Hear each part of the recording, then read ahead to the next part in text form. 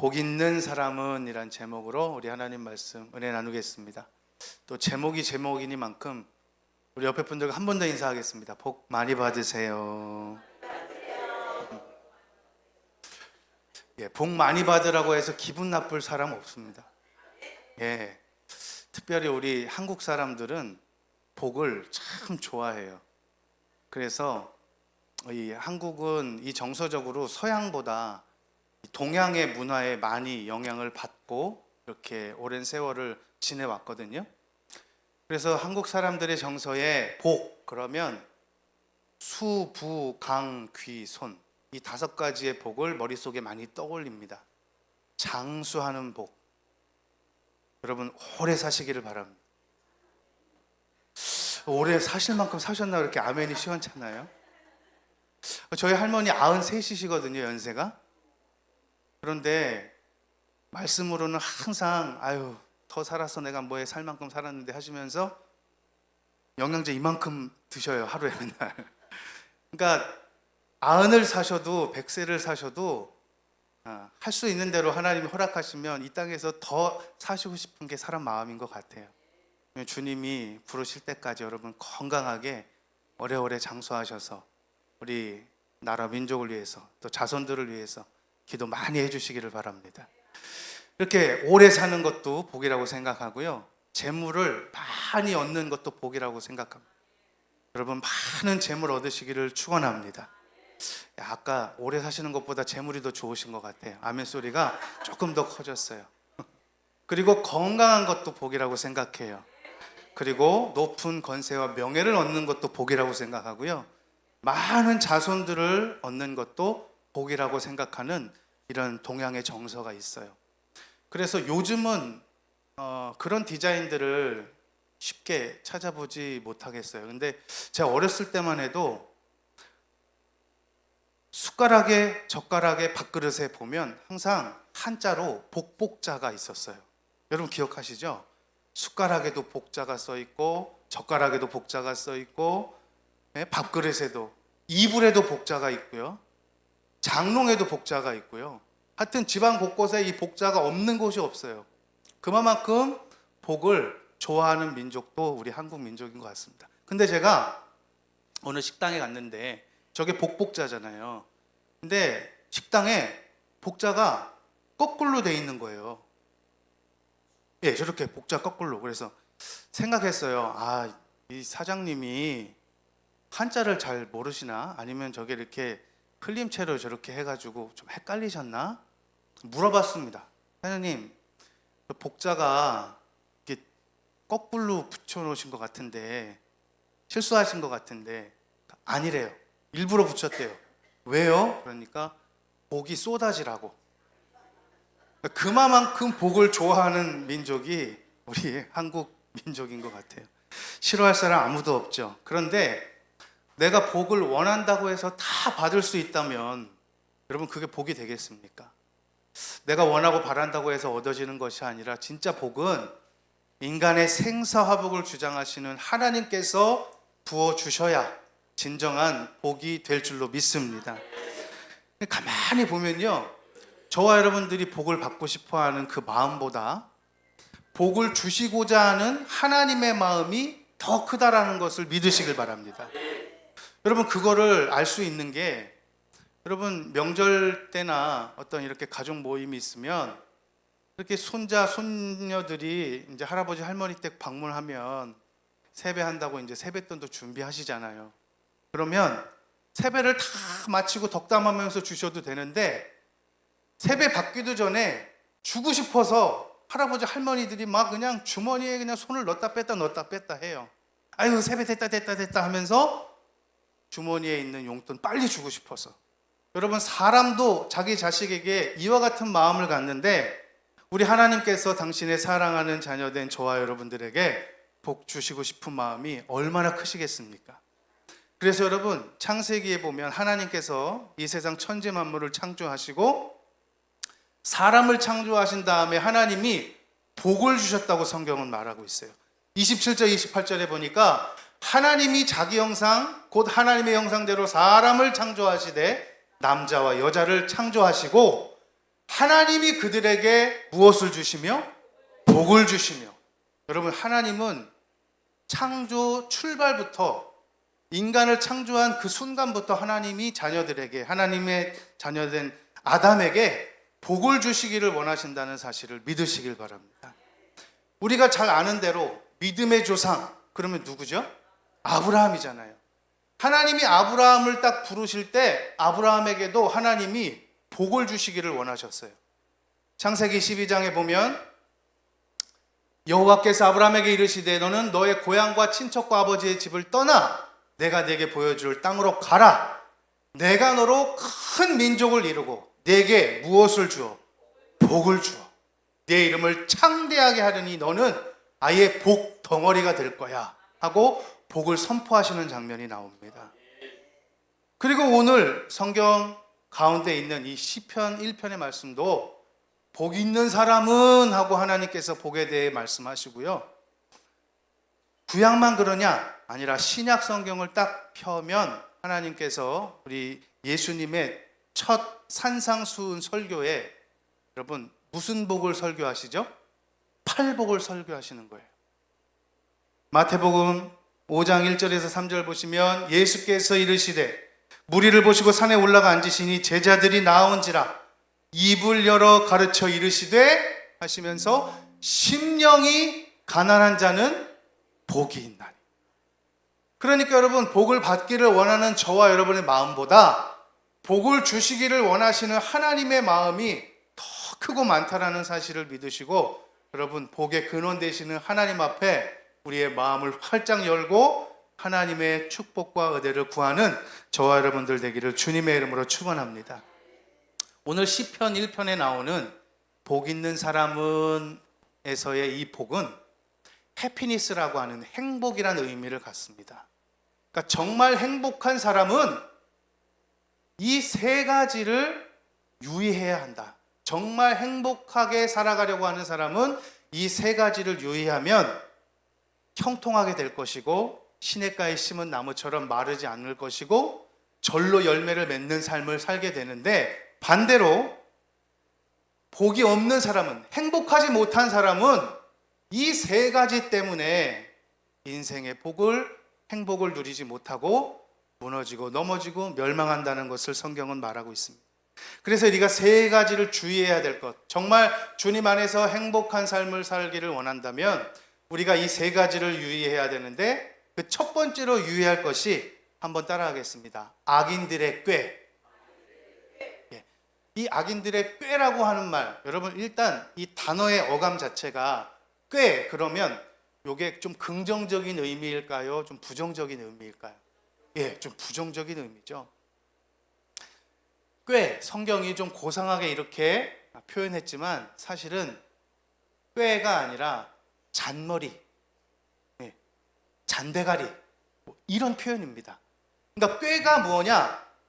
하나님으로부터 출발하지 않는 사람에서 출발되는 모든 생각들을 성경은 꾀로 말하고 있어요.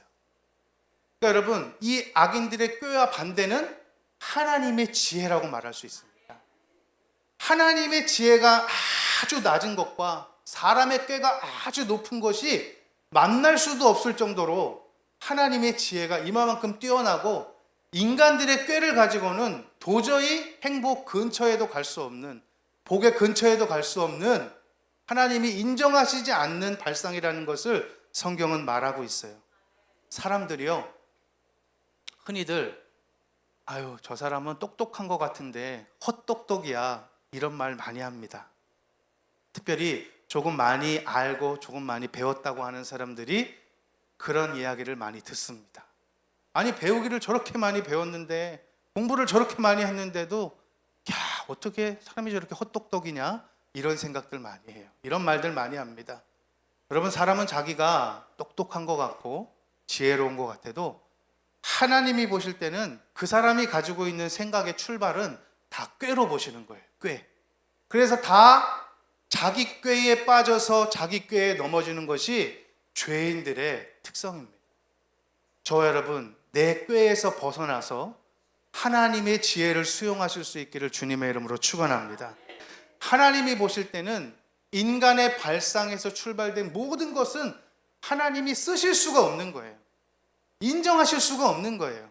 그러니까 하나님이 철저하게 자기의 꾀를 다 내려놓기를 원하고 파쇄하기를 원하고 이걸 철저하게 부서뜨리기를 원하시는 거예요. 그러니까 신앙의 출발을 하나님이 내가 가지고 있는 것에서 그 위에 하나님의 지혜와 하나님의 믿음과 하나님의 말씀을 쌓아가려고 하시지 않습니다. 하나님은 정말 복된 삶을 살기 위해서는 그 사람을 철저하게 부수시는 거예요. 네가 가지고 있는 너의 생각과 꾀와 너의 그 잔머리, 너에게서부터 출발되는 그 모든 사고를 하나님은 철저하게 부수시기를 원하시는 줄로 믿습니다.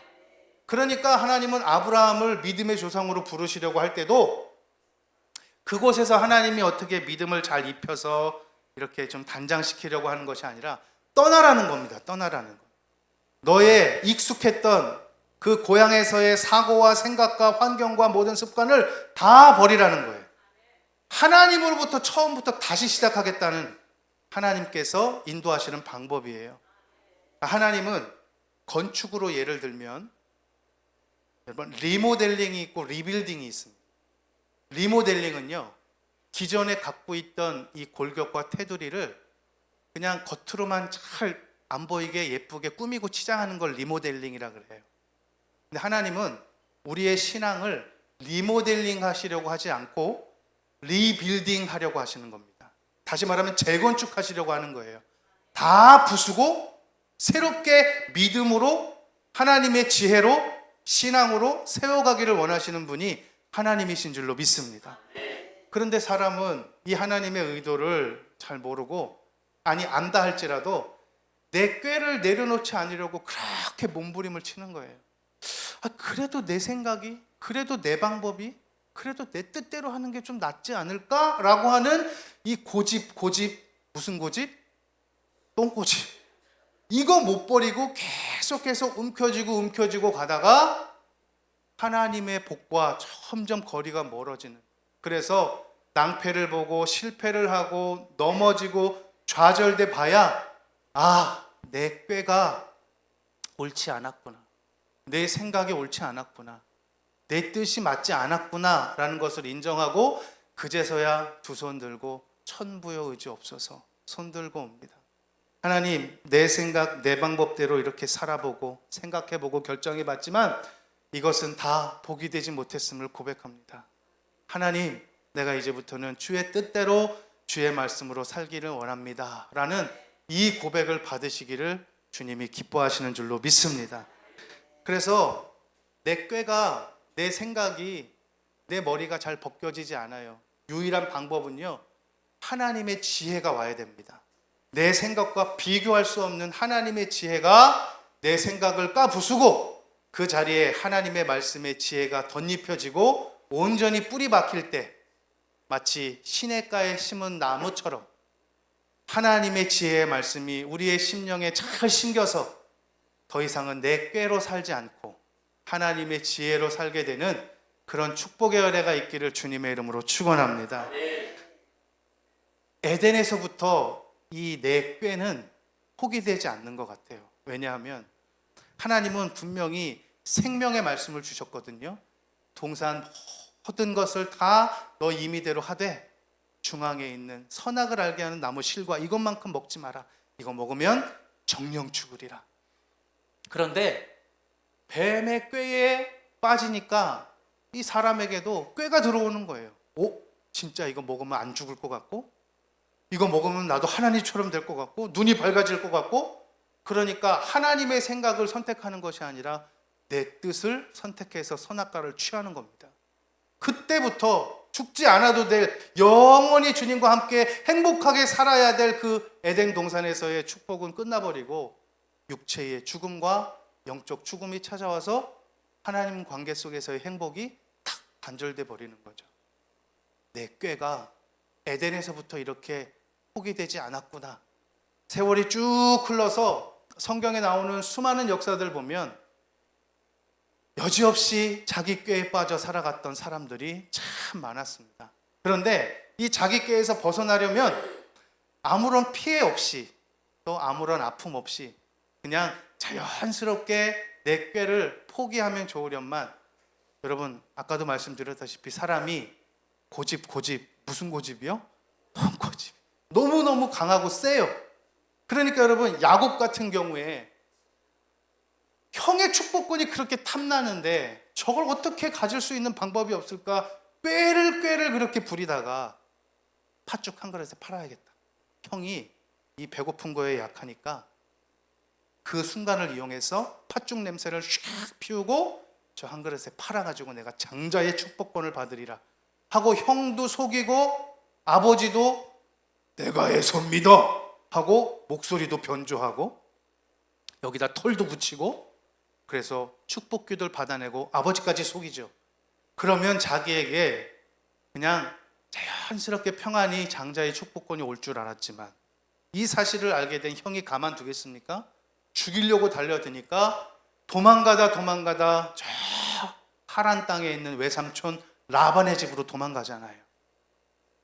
여러분 야곱이 센 사람이고요, 잘 속이던 사람인데 하나님이 그의 그의 생각을 부수시려고 하니까 야곱보다 더 센 놈을 앞에다 붙여놓는 거예요. 세상에 결혼할 사람을 속이게 되는 이런 엄청나고 끔찍한 일을 야곱이 겪는 겁니다. 7년 열심히 봉사하면 자기가 사랑했던 딸 라헬을 주시겠다고 약속했는데 7년 열심히 봉사해서 첫날 밤 치르고 났더니 라헬이 아니라 언니 레아인 거죠. 아니 외삼촌, 이게 어찌 된 일입니까? 우리 동네에서는 언니보다 동생이 먼저 시집가는 법이 없으니 라헬을 얻기 위해선 7년 더 일하게 14년 열심히 봉사하고 6년까지 더 채워서 20년을 아소리 못하고 외삼촌 라반 밑에서 그렇게 고생하며 살았던 야곱입니다. 여러분 자기 꾀가 이렇게 쉽게 벗겨지지 않더라고요. 저와 여러분 하나님 앞에 우리는 적게 맞고 크게 깨지는 그런 신앙의 자세가 필요한 줄로 믿습니다. 어떤 사람은 크게 맞고 조금 깨져요. 이거 얼마나 신앙적으로 비효율적이에요.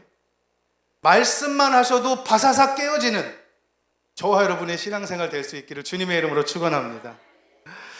자, 이렇게 자기 꾀에 빠져서 살아가는 이와 같은 자세를 버리지 못하면 진정 주님 안에서 행복한 복된 인생이 될 수 없다. 두 번째 주의할 것 한번 따라하겠습니다. 죄인들의 길. 이 정도에서 벗어난 방향, 빗나간 방향, 이것이 죄인들의 길이라고 설명될 수 있겠습니다. 그런데 이게 정도에서 빗나갔는지 안 빗나갔는지, 내가 지금 옳은 길을 가고 있는지 그른 길을 가고 있는지를 알려면 기준이 있어야 되거든요.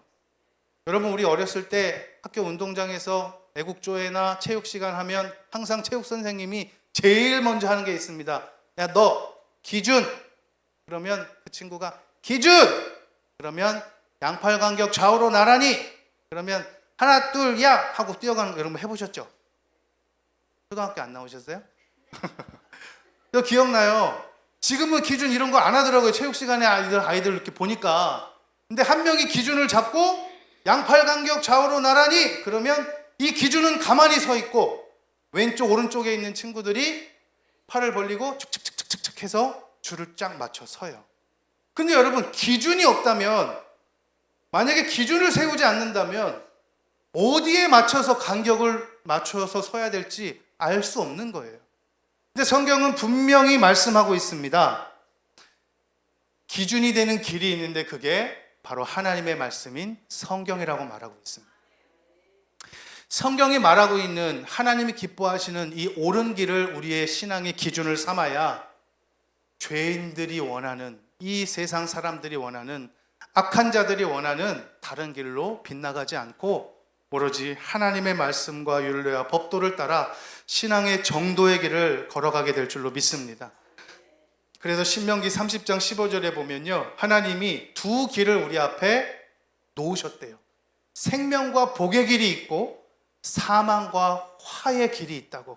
선택을 저와 여러분들에게 하라고 주님이 펼쳐놓으셨습니다. 그런데 어떤 선택을 해야 될까? 단순히 단어만 보면 생명과 복을 선택하고 싶죠. 그런데 저게 육신의 눈으로는 잘 보이지 않는 거예요. 저것이 어떤 길인지. 그런데 분명히 말씀하고 있는 것은 나의 육신으로는 이것이 생명의 길인지 복의 길인지 아니면 사망의 길인지 화의 길인지를 알 수 없기 때문에 성령의 조명, 하나님의 말씀의 조명을 받아야 그 복된 길을 선택할 수 있다고 성경은 말하고 있습니다. 잠언 14장 12절에 보면 어떤 길은 사람이 보기에 바른 길 같아요. 그런데 그 길은 곧 사망의 길일 수 있다고 말하고 있어요. 여러분, 아브라함과 조카 롯이 이제 서로 헤어져야 될 때가 있었습니다. 아브라함이 조카 롯에게 배려하는 겁니다. 네가 먼저 갈 길을 선택해라. 그런데 조카 롯이 신앙적인 마음이 없는 거예요. 신앙적인 눈이 없는 거예요. 그러니까 주위를 둘러보고 여기 농사 잘 될 것 같고 가축 잘 기를 수 있을 것 같고 생활하기 편한 그런 좋은 옥토와 같은 밭이 그 땅이 눈에 들어와서 나 저기를 선택하겠습니다. 그런데 육신의 눈으로는 그렇게 아름다워 보였지만 그 땅은 소돔과 고모라 죄악이 관영한 하나님의 심판을 목전에 두고 있는 땅을 선택하는 겁니다. 이게 어떤 길은 사람이 보기에 바르지만 필경은 사망에 이르는 길이 될 수 있다는 것을 성경이 말하고 있어요. 저와 여러분, 어떤 길로 가야 될지 우리가 신앙의 길, 말씀의 길로 걸어가기 위해서 성령의 조명, 말씀의 조명이 필요합니다. 그래서 주의 말씀은 내 발의 등이요 내 길의 빛이라고 성경이 말하고 있어요. 캄캄한 인생길을 걸어가는데 주의 말씀에 등이 없고 빛이 없으면 내가 어디로 가야 하는지 헤매이고 방황할 수밖에 없는 것이 연약한 저와 여러분들의 인생입니다. 여러분, 내비게이션을 켜고 운전을 하시잖아요. 그런데 내비게이션 목적지를 설정하고 운전하는 사람들, 보통 여성 운전자들은 내비게이션 말 잘 들어요. 그런데 조금 운전 오래 하시고 이 길 나 잘 알아 하고 목적지를 찍어놓고도 안내하는 대로 안 가시는 분들이 주로 남성분들이 좀 많이 있어요.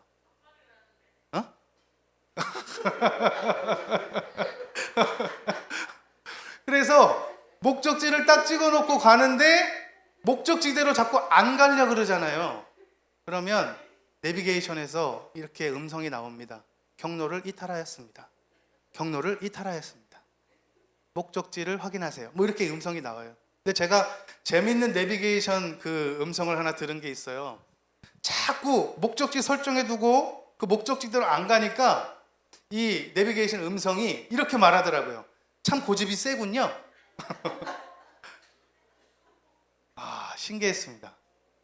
이게 참 내비게이션이 참 훌륭하다. 사람을 이렇게 환기시켜서 다시 목적지를 설정하고 정확하게 보고 가게 이렇게 돕는구나.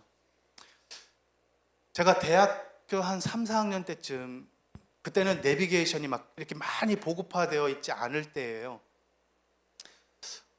어머니가 심부름을 시켰어요. 강원도 철원에 어느 아시는 분이 이제 모대쌀이 유명하잖아요.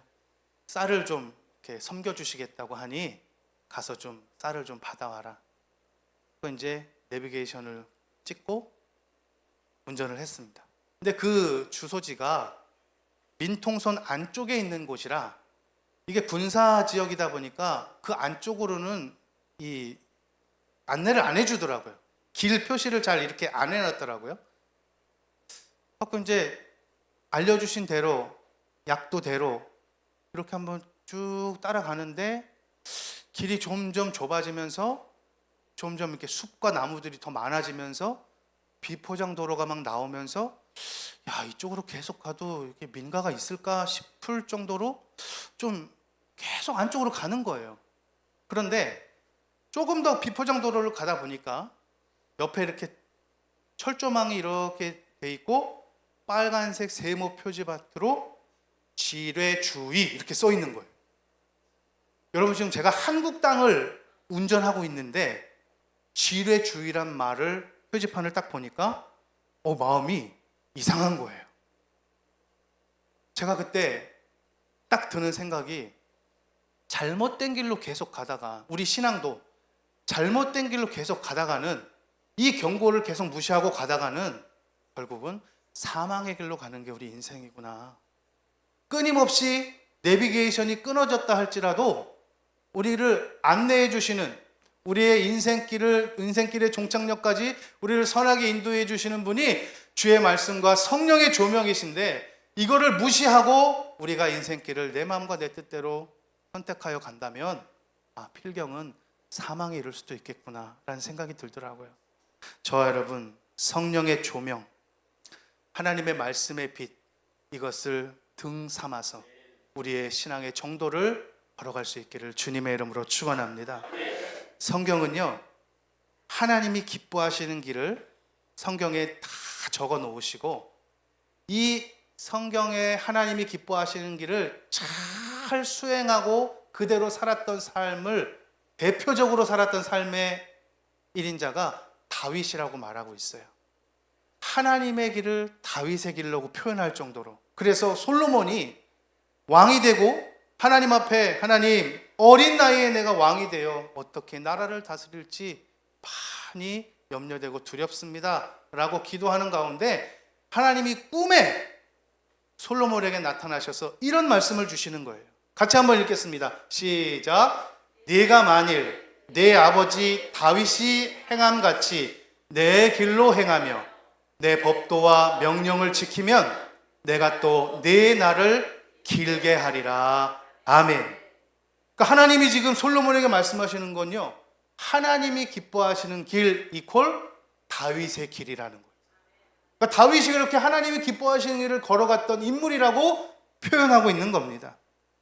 구약에 남유다의 16대 왕 요시야 왕이라는 왕이 있어요.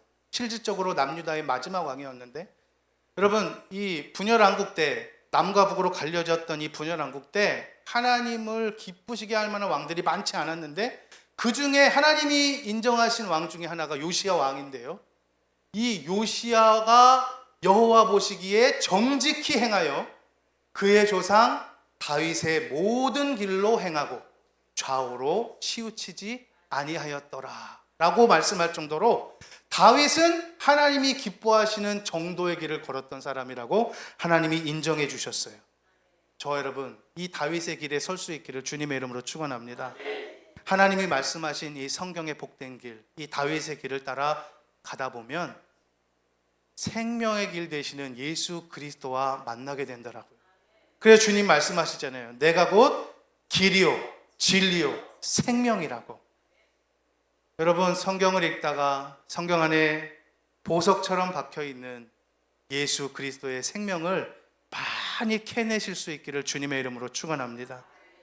마지막 세 번째, 주의해야 될 것 하나가 악인들의 꾀, 죄인들의 길, 그리고 오만한 자들의 자리를 주의해야 된다고 성경 말하고 있어요. 사람은요, 이 죄 가운데 태어났기 때문에 누가 가르쳐 주지 않아도 자기 자리를 만들려고 하는, 자기 자리에 대한 욕심을 가지고 있습니다. 그래서 하나를 양보하기보다는 내가 더 높은 자리에, 내가 좋은 자리에 앉으려고 하는 그런 못된 죄된 습성이 있어요. 가끔 거실에서 소파에 앉아서 텔레비전을 아이들하고 같이 보려고 할 때 소파에 딱 앉잖아요. 그러면 저희 막내는 소파에 딱 앉아서 엉덩이를 슬금슬금 해서 살짝 옆으로 밀쳐내요. 처음엔 왜 그런지 몰랐어요. 그런데 나중에 보니까 조금이라도 텔레비전 모니터와 자기가 정중앙으로 가도록 아주 티내지 않게 살짝 해가지고 이렇게 탁 앉더라고요. 야, 누가 가르쳐 주지도 않는데도 너 왜 그렇게 옆으로 자꾸 엉덩이를 밀어? 아니야, 그냥 아빠 옆에 앉는 게 좋아서. 말은 이렇게 하는데 가만히 보니까 조금 더 모니터에 가깝게 정중앙에서 보고 싶어서 그러다.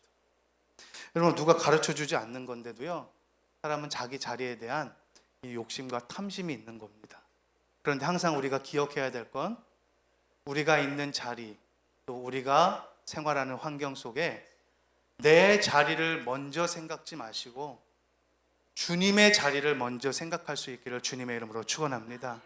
주님이 왕 되시도록, 우리 가정의 왕 되시고, 우리 교회의 왕이 되시고, 우리 기업과 일터와 사업과 학업 위에 왕 되시도록 주님의 자리를 먼저 세워놓고 살아갈 수 있기를 주님의 이름으로 축원합니다. 그래서 무릇 자기를 높이는 자는 주님께서 낮추시겠다 그랬고, 나는 철저하게 낮아지는 자리로 가야지, 그러면 주님이 그를 들어서 높은 자리로 옮겨 놓으시겠다고 성경은 말하고 있어요. 타락한 인간은 이처럼 하나님의 영광을 훼손시키고 그 자리에 내가 나아가려고 하는, 내가 앉으려고 하는 이와 같은 못된 습성들이 있기에, 여러분, 이것도 내 힘으로 되지 않습니다. 성령 하나님, 나를 철저하게 무너뜨려 주시옵소서. 주의 말씀으로 나를 철저하게 부서뜨려 주시옵소서. 악인들의 꾀를 따르지 않고 죄인들의 길에 서지 않고 오만한 자들의 자리에 앉지 않으려고 하는 이런 마음이 우리에게 없으니, 성령 하나님, 우리에게 주야로 묵상하여 하나님의 말씀을 내 안에 깊이 뿌리박게 하시고 성령께서 주시는 감화 감동을 따라 생명의 길로 한 걸음 한 걸음 우리가 훈련되어 나아갈 수 있도록 우리가 기도해야 될 줄로 믿습니다. 팔레스타인 이 지방은요, 비가 잘 오지 않아요. 1년 강수량이 한 600ml 되는데, 이게 어느 날 한 번에 다 오고 1년 내내 비가 오지 않으니까 모든 지역이 다 건기예요. 그래서 풀들이나 나무가 자라도 아주 작은 나무들, 작은 말라 비틀어진 풀들밖에 없죠. 그런데 어느 지역, 정말 오아시스 같은 어느 지역에 가면 시냇가가 있는 지역이 있대요. 그 시냇가에 심겨진 나무들을 보면 기타 다른 식물들과 달리 잎도 무성하고 열매도 맺는 그런 나무들이 존재한다고 합니다. 성경은 그걸 말하고 있어요. 우리가 악인들의 꾀, 죄인들의 길, 오만한 자들의 자리에 앉지 아니하고 오직 주야로 여호와 하나님의 말씀을 묵상하며 하나님으로 기뻐하고 행복한 삶을 살다 보면 내가 열심 내지 않아도 우리의 신앙이, 우리의 믿음이 시냇가 생명수 되시는 예수 그리스도에 뿌리 박혀 있기 때문에 절로 열매를 맺게 하시고 잎이 풍성하게 하시고 형통하게 되는 축복을 우리에게 주신다고 말씀하고 있습니다. 여러분, 2025년도 이와 같은 주님 안에서의 행복, 주님 안에서의 참된 축복, 그리고 누리고 살아갈 수 있기를 주님의 이름으로 축원합니다. 기도하